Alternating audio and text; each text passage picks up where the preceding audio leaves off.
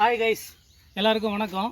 இன்றைக்கி நாம் வந்து பனம்பழத்தை எப்படி விதைக்கிறது அப்படின்னு நம்ம ஒரு வீடியோ போட போகிறோம். நிறைய பேர் கேட்குறாங்க, அதுக்காக இந்த வீடியோ. இப்போ வந்து பனம்பழ காலம் ஆரம்பிச்சிருச்சு, மழை காலமும் ஆரம்பிச்சிருச்சு. ஸோ இப்போது இயற்கை ஆர்வலர்கள் நிறைய பேர் பனை விதைக்கணும்னு விருப்பப்படுறாங்க.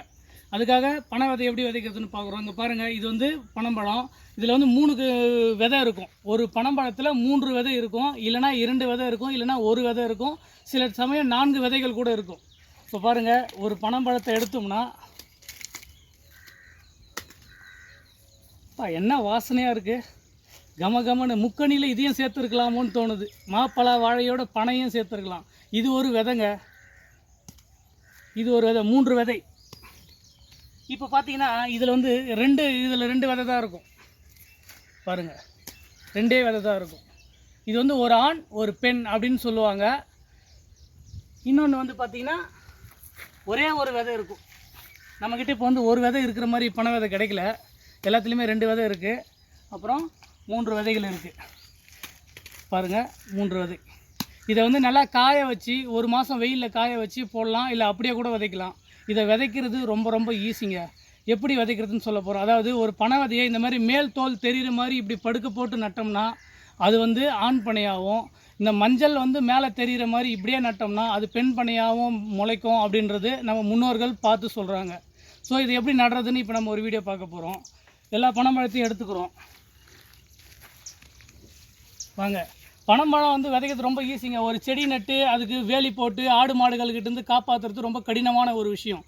இதே பனை விதை விதைச்சோம்னா ஒரே ஒரு ஒன் டைம் ப்ராசஸ் தான். ரொம்பவும் கஷ்டப்பட தேவையில்லை. ஒரே ஒரு சின்ன குழி எடுத்தால் போதும். இதனுடைய அளவு எந்த அளவுக்கு இருக்கோ, இது மண்ணுக்குள்ளே மூடுற அளவுக்கு குழி எடுத்தால் போதும். அதுக்கப்புறம் தானாக வளரும். கொஞ்சம் ஸ்லோ வளர்ச்சி. ஏன்னா இது 300 வருஷம் வளரக்கூடிய ஒரு மரம். 300 வருஷத்துக்கு நமக்கு பலன் தரக்கூடிய ஒரு வகை மரம் தான் பனை மரம். இதில் இருந்தால் நம்ம பசியை தீர்த்துக்கலாம். நிறைய வகைகள் இதில் இருக்குது. அதனால் இதை நட்டு நீங்கள் பயன்பெறுங்க. பனை விதையை நடுறதுக்கு டைம் இல்லை அப்படின்றவங்க, மரங்கள் நட்டு பராமரிக்க டைம் இல்லைன்றவங்க இந்த மாதிரி பனை விதையை நடுங்க. வாங்க, எப்படி பனை விதை நடுறதுன்னு பார்ப்போம் மக்களே. வாங்க. நம்ம ஆல்ரெடி வந்து பனை விதையை வந்து நடுறதுக்காக உங்களுக்காகவே குழி எடுத்து வச்சு இந்த பனை விதை நடுறதுக்காக பார்த்துருக்கோம். பாருங்கள், 1 விதையை வந்து நான் பெண் பனை மாதிரி நடுறேன். பாருங்கள், இப்படி வச்சு இதை அப்படியே மூடிட்டா போதுங்க. அவ்வளோதாங்க. ஒரு மரத்தை நம்ம வேர் ஊன்றியாச்சு. அது பக்கத்துலேயே வந்து பார்த்திங்கன்னா இப்படி நடணுங்க. இதை இப்படி நட்டோம்னா இது வந்து ஆண் பனையாக முளைக்கும் அப்படின்றது தான். இது கண்ணுக்கு தெரியாத அளவுக்கு மண்ணை போட்டு மூடிட்டோம்னா ஒரு 6 மாத காலம் கழித்து இங்கே வந்து பார்த்திங்கன்னா இவ்வளோ உயரம் வளர்ந்துருக்கும். அடுத்த கட்டமாக பெண் பனையை விதைக்கிறோம்.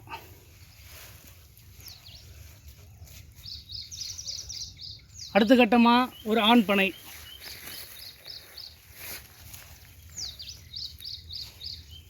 இப்படி தாங்க பனையை விதைக்கணும். இதோடு இது முடிஞ்சிச்சு. இந்த பக்கம் நம்ம வரவே தேவையில்லை. கண்டிப்பாக அது மழை வரும். தானாக பனங்கிழங்காக விளைய போயிட்டு 6 மாத காலம் கழித்து பார்த்திங்கன்னா இவ்வளோ உயரம் வளரும். உங்களுக்கு நாங்கள் 1 வருஷம் 1.5 வருஷம் முன்னாடி விதைச்ச பனை விதையை இப்போ காட்டுறேன். பாருங்கள், அது செடி பாருங்கள். 2 வருஷத்துக்கு முன்னாடி நாம் நட்ட பனை விதை இப்படி தான் வளரும். கொஞ்சம் மெதுவாக தான் வளரும். தண்ணி ஈரப்பதம் இருக்கிற இடம்னா கொஞ்சம் ஸ்பீடாக வளரும். ஈரப்பதம் இல்லாத இடத்துல இந்த மாதிரி வளரும். 2 வருட பனை மர குழந்தை இது. எப்படி அழகாக வளர்ந்துருக்கு பாருங்கள். அதுவும் அங்கே ஒரு செடி இருக்குது, வாங்க காட்டுறேன். இந்த மாதிரி தான் வந்து இந்த மாதிரி தாங்க 2 வருட பனைமர குழந்தை. ஸோ மரம் வளர்க்கணும்னு ஆசைப்படுற நண்பர்கள் ஒரே ஒரு முறை, வருஷத்துக்கு ஒரு முறை ஆளுக்கு 10 பனை விதை நட்டால் போதுங்க. கண்ணுக்கு தெரியாமல் அது மரமாக வளர்ந்துடும். அப்படியே பின்னாடி திரும்பி பாருங்கள், எவ்வளோ பனை மரங்கள் இருக்குது பாருங்கள். இதெல்லாம் நம்ம முன்னோர்கள் நம்ம மக்களுக்காகவே இதை நட்டுட்டு போயிருக்காங்க. இதிலிருந்து கிடைக்கக்கூடிய உணவுகளை இப்போ நாமும் பயன்படுத்திக்கிட்டு இருக்கிறோம். நம்ம சந்ததியினர்கள் இதே மாதிரி பயன்பெறுவதற்காக நாமும் பனை விதைப்போம்.